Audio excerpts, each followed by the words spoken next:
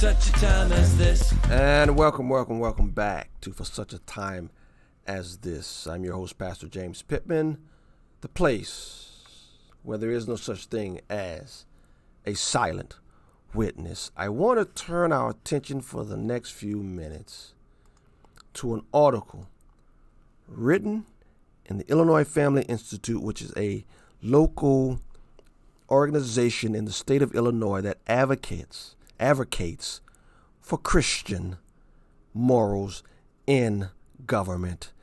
And yes, we're in Illinois, and yes, they've been having a hard go at it because there's been nothing godly coming out of Springfield. Anyway, there is this article entitled God Help Us to Be People of Truth, written by Abigail Ruth. Yes, it is the same Abigail that is a member of our round table. Abigail Ruth is a gifted writer, and many of her writings in the state of Illinois have gone viral.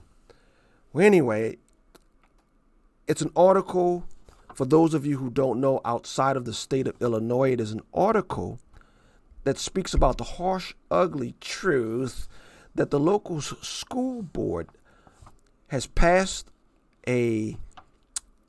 I'm trying to control myself. They've passed a policy in which boys who think they are girls can walk in the girl locker room with no privacy screen, no towel. The the confused male can walk in the girl's locker room as they're changing for swimming, and he can have his male plumbing out. But in the eyes of the school board, he's still a girl because he thinks he is. And you have to read this. It is a must read. You can go to our Facebook page for such a time as this.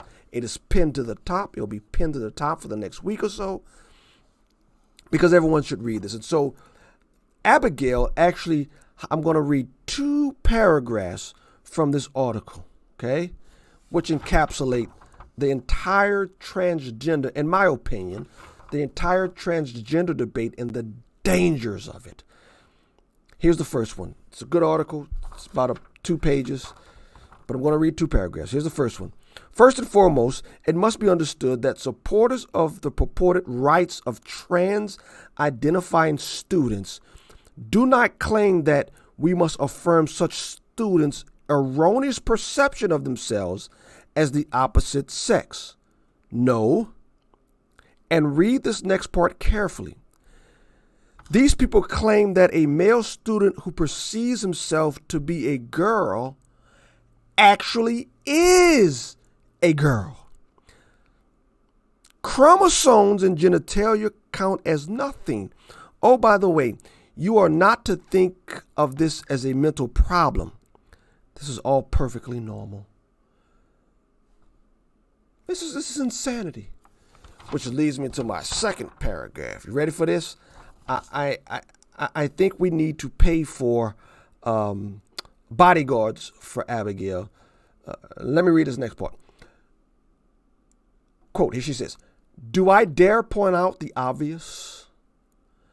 A mentally healthy person doesn't commit suicide because other people refuse to pretend that she is something they are not, especially something as obvious and fundamental as male and female.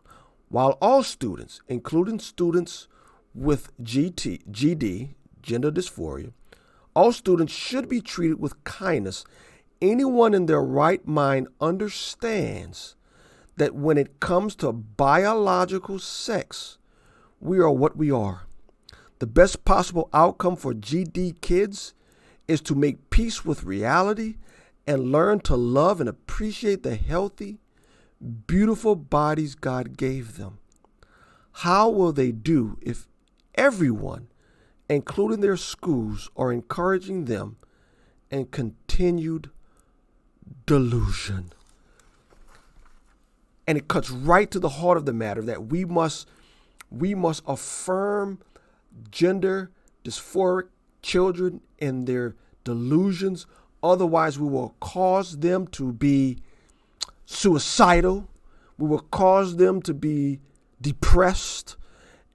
And the obvious answer is The obvious conclusion is we have nothing to do with their depression. Their battle with reality is the reason why they are suicidal. It is the reason why they will always be suicidal, because their battle is not with us. Their battle is with truth and ultimately the God of truth. Read that article. Sign up on our Facebook page. Boy, come quickly, Lord Jesus.